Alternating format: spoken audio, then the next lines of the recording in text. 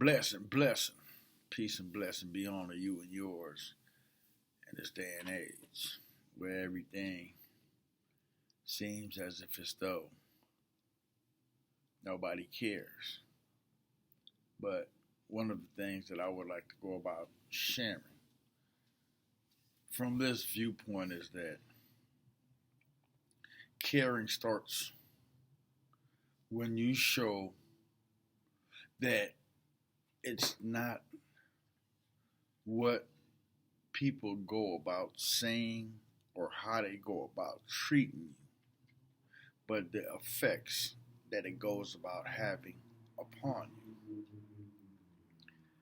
And many times we have come to see the damaging effects that a comment could go about making, or a demeanor, or a rumor. But this is the thing that I come to tell you in this notion, in that everybody could only go about being themselves. You see, too many times we have left ourselves at a disadvantage.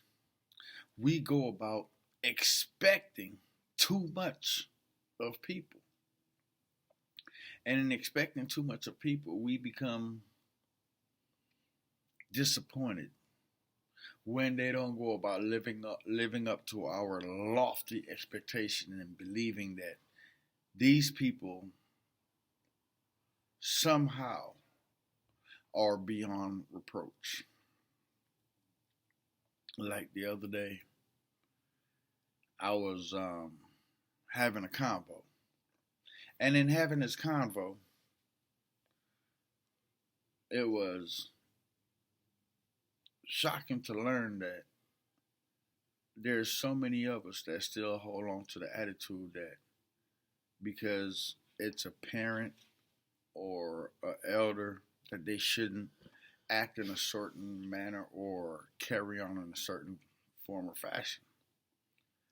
But I had to tell the person, slow down. Because that person is carrying on in a format which is comfortable to that person. It's only that you want to go about seeing something that is not there. And in seeing things that's not there, it has us feeling betrayed because of the admiration and so forth. And like what I go about telling everybody,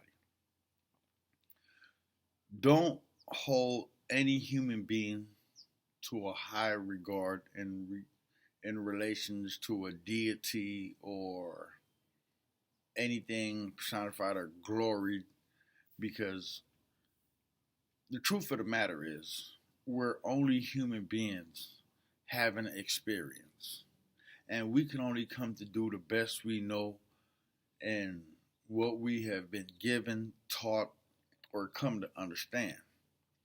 So part of the plan is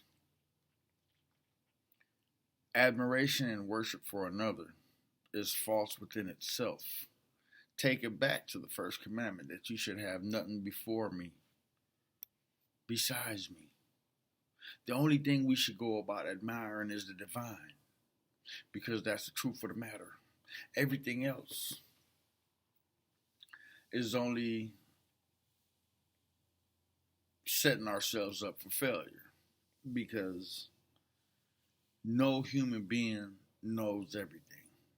No human being will ever get to know everything, because we're all at different places in life. And even with the best of circumstances, you come across trying to do a good deed and a gesture for somebody else, it might be taken out of context just because of where that person's at. Now, that's not to say that you didn't have no ill goodwill coming towards it, but you can't be mad if your good gesture is not taken as a good gesture. You have to come to understand that that person is where that person's at in their journey. And so many times we hold on to this ideology and that our families is perfection at its best. But our bubble soon becomes deflated when the truth goes about hitting us. And because the truth goes about hitting us, we seems to have some sort of a resentment, and in believing that it shouldn't be this way. How could my own cousin go about stealing from me? Well, the reason your cousin could go about stealing from you is because your cousin is a damn thief, you see. How could my own brother lie about me? Well, the reason your brother could go about lying about you is because your brother is a damn liar. Don't expect. We must learn to go about accepting.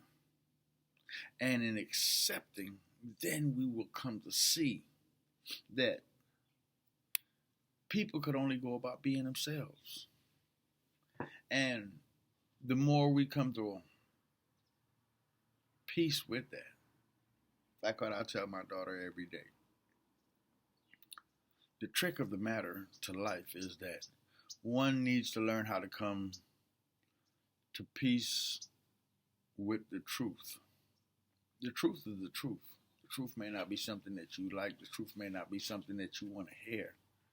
But when we go about acknowledging what's there, then we can start taking better steps to go about alleviating the hurt that we are implementing in our lives. Because with lofty expectations, when those expectations are not met, we are the ones feeling disappointed. It's not other people, because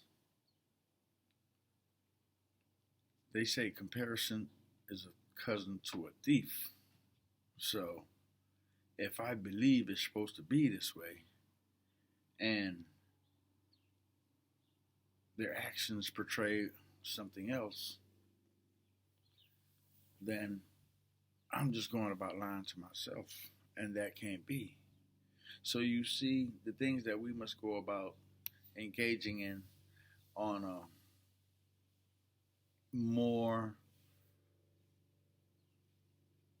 passionate, grounded, is that we go about seeing what's in front of us. And too many times we have become dismayed in not wanting to go about realizing or having that awareness. And like what I said in the last time, it was a couple lives back where I said, if everybody is laughing, but you don't know what they're laughing about, then you're the joke. There's no other way for you to go about understanding that, because awareness will make truth come to light. But if things are so plain that you can't see, it's only because you go about lying to yourself. And you want to believe these things that you want to go about believing. So let it be that in every way you approach every situation, you approach every lesson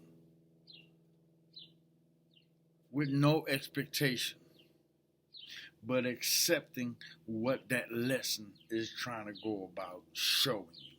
That's the key that we have to go about keeping in mind. That's the key that we have to go about implementing into our lives, so that when things confront us, we could see what's coming and stop guessing and pretending like we don't know what we are being faced with. Because patience has a virtue, but hesitation is a thief. Remember these things so that you may go about implementing these things into your day and age, and that your walk may be prosperous. Blessing.